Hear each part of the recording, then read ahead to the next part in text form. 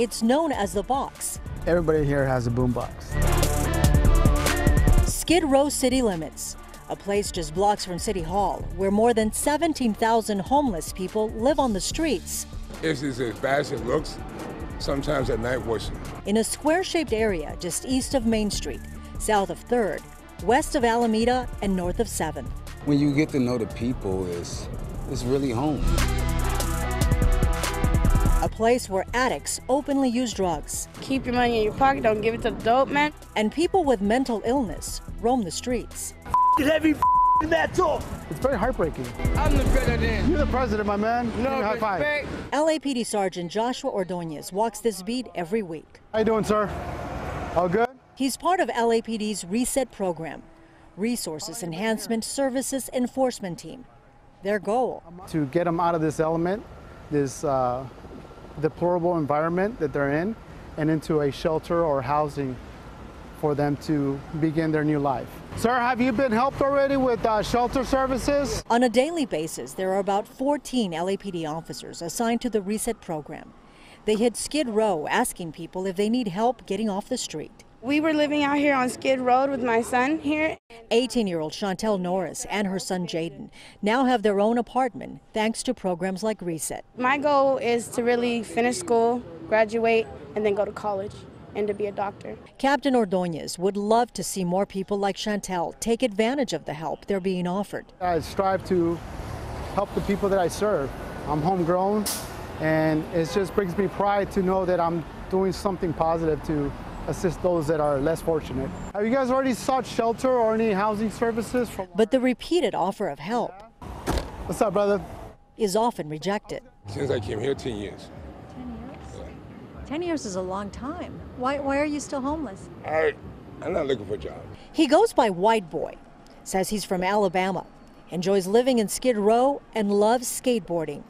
White Boy says he doesn't need any help, but he does appreciate LAPD's efforts. First of all, that's a miracle. For police officers to even care about us, that's a miracle. Crime suppression is another goal of the Reset program.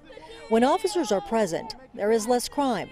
When they're not around, they say gang members who've invaded Skid Row prey on the most vulnerable. Several gangs have laid claims to Skid Row. A couple of them are your South Central gangs. And a lot of it has to do with territory for areas where they're making profit from drug sales. That's kind of like your group that you know they don't belong here in Skid Row, but they're out here. They may be, and based on some of the colors you see, it's possible they might be a blood gang. Despite all the problems, the drugs, the lack of opportunities here. The accumulation of human waste, urine on the walls, feces, trash and debris. The storm drains get all cluttered up with trash. You might be surprised to know we found many people like Valerie, people who prefer to live on the streets. I'd rather spend time washing my own clothes in a bucket, because everybody on the other side of the world says we don't deserve those things because we're this kind of people. Valerie, how long have you lived on the streets? As far as I'm concerned, I've lived on the streets all my life. This is just our house, so many rooms, you know. As a police officer, how can we help you to get into a shelter? Shelters don't work. I'm claustrophobic. You can't come in and out when you need to. The beds are nasty. The women you sleep next to are rude and foul. Here in Skid Row, I would venture to say that almost everyone here has a substance use disorder. Mike Arnold, CEO of Midnight Mission, says solving the homeless problem is extremely difficult. He says people who are chronically homeless are in dire need of psychological help that they simply don't want. There's a big conversation about, how can we humanely help people who don't seem to be able to help themselves? And it's a conversation going on across the Southland, where homeless rates have skyrocketed. LA County up 23%, Orange County up 7%, Riverside County 11%. Hello, ladies. How's everyone? Good? Is anyone interested in shelter services? Not in a shelter. Not in a shelter?